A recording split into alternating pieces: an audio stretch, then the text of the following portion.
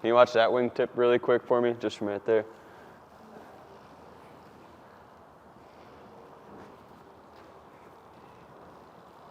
Yeah, you're way good over here. All right.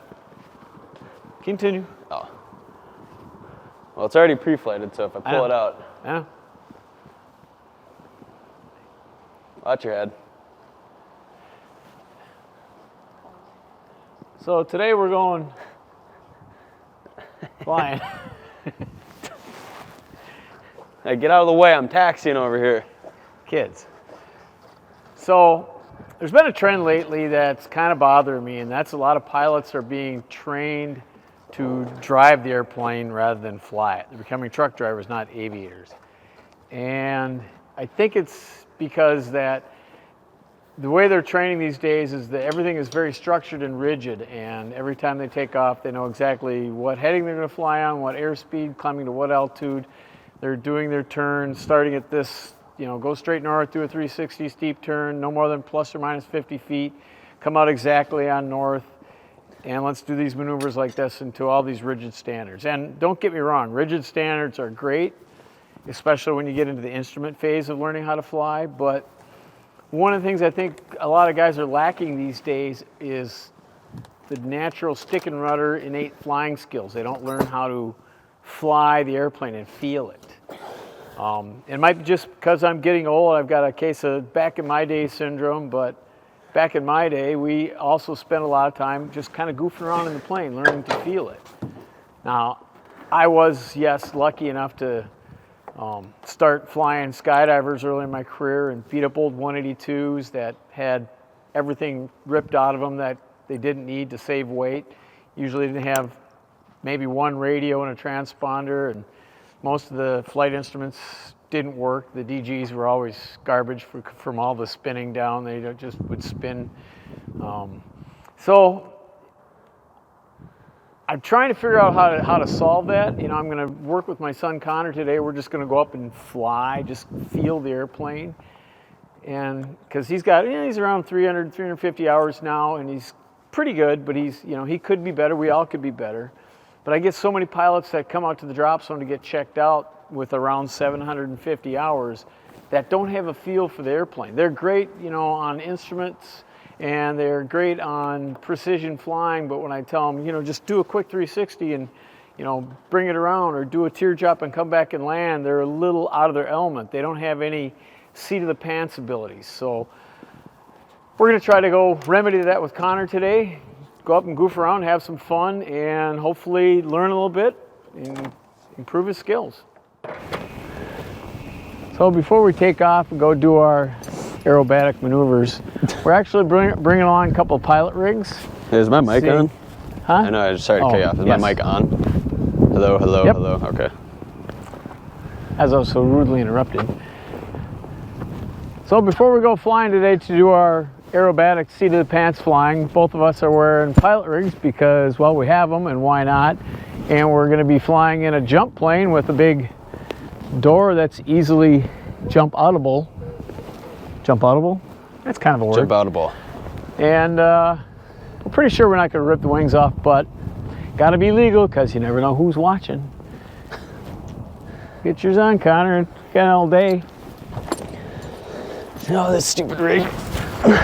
So this particular rig is my favorite, especially to put on people doing observer rides in the jump planes, because it's goofy. If you don't know how to put this on, you will struggle at first. And even if you know how to put it on, I always struggle trying to put that dumb thing on.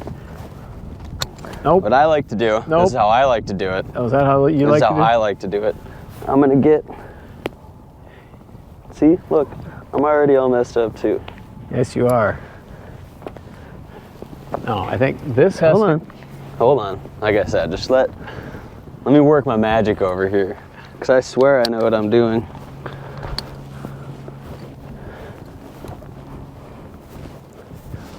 We're going to have a counter on the screen. Attempt number 1. No, this is still attempt number 1. Just give me a second to see. No, you were wrong the first time. This is attempt number 2. I made my loop. Just because you didn't take it completely off. The last step. There you go. Cross them over, and boom. Because the first way, you would totally fall out. Now, things to remember, if you're actually going to use this, don't leave it super loose. Because if you're actually going to jump and these are super loose, it's all your weight is going to be suspended by the parachute. You're going to be suspended from the parachutes. If you have it super loose and you have them way down here and you actually go to pull, what's going to happen is that's going to rip all the way up your leg and it's going to be really painful. And if they're not even, you could be sitting in it like that. Not a big deal because you can't steer these. I'm pretty sure these are the rounds, right? I think the one I've got on is a square. The one you've got on is a round. If you got a square, good. But either way, you just want to make sure they're at least strapped down and comfortable. You know, you don't have to crank it down. It's not going to look super cool, but that way there's not a slay. So when this, because imagine the parachute's above you, so this is going to rise with it. So you're going to sink in your harness. And if you have it super loose, the looser it is, the further you're going to sink. So you want to keep it at least somewhat tight. Last thing, kind of just a weird little tip. If you are wearing stuff that can be unbuttoned, in this rig it's not too big of a problem. Other rigs that maybe won't keep everything in front. If you wear like a flannel like this and this isn't covered up, what can happen is, and it happens in skydiving a lot with newer jumpers who don't know what they're doing. They jump out in their street clothes, and what can happen is if my flannel is unbuttoned like this, imagine this is in here, you have more of a simple rig like my dad has on, wind can catch that and it could cover my D-ring, deployment ring. So all of a sudden I just jumped out. I'm panicking obviously because I don't want to be jumping out of my plane, but I'm in the situation. And if I go to pull and all of a sudden all I see or all I feel is fabric over here, no D-ring, I'm going to panic even more. It's going to make it worse. So this one not a big deal, but if you have rigs that have just a conventional chest strap on it and things don't get routed up to the front like this, make sure you have everything buttoned or zipped up underneath. Connor's tips of the day. I feel so much safer.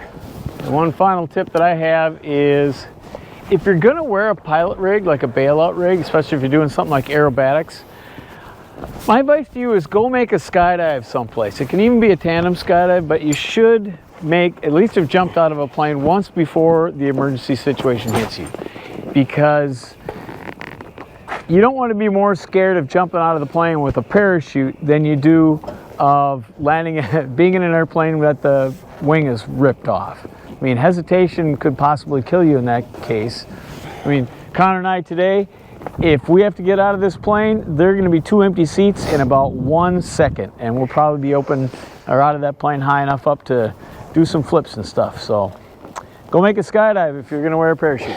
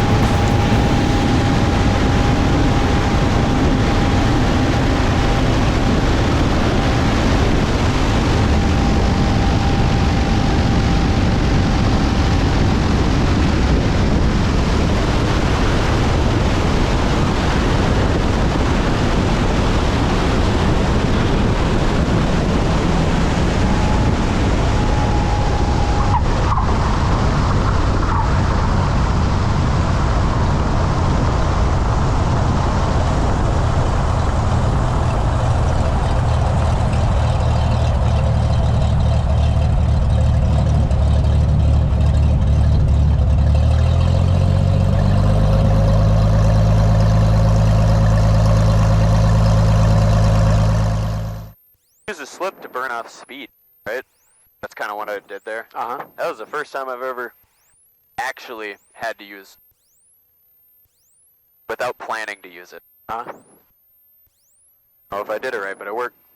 Yeah, I know you put the flaps down, but I was going to. Where, dude? Don't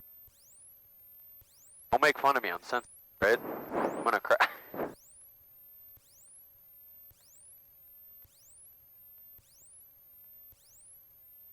Think I can ghost it from here?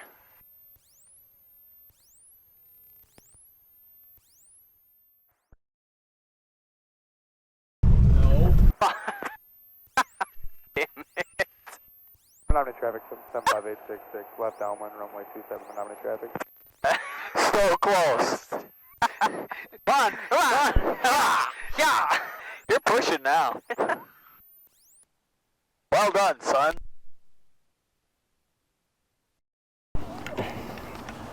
All right, it was an awesome day of flying with Connor. Learned a lot. Got a lot of good stick and rudder skills developed. Yeah. Other skills developed. Tow bar balancing, check. Coasting to the hangar. Let's see how he did. He basically he's taxiing in and saying, think I can coast it in from here or shrug my shoulders? You pull the power when you think you're right.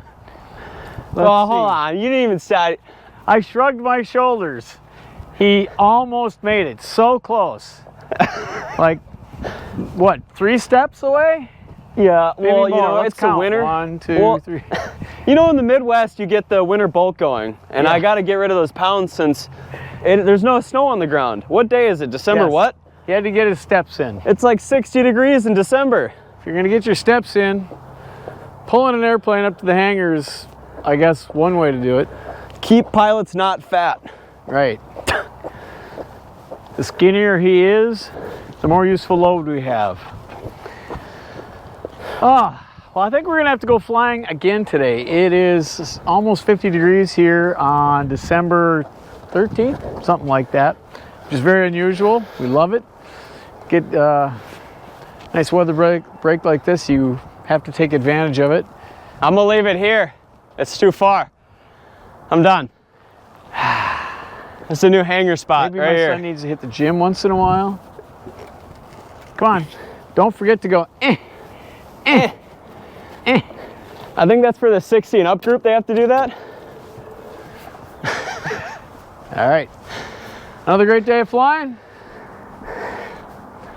See you guys later, and don't forget, keep your speed up. And we didn't get what? Oh, sorry. And we didn't get killed again. That's every time in a row so far.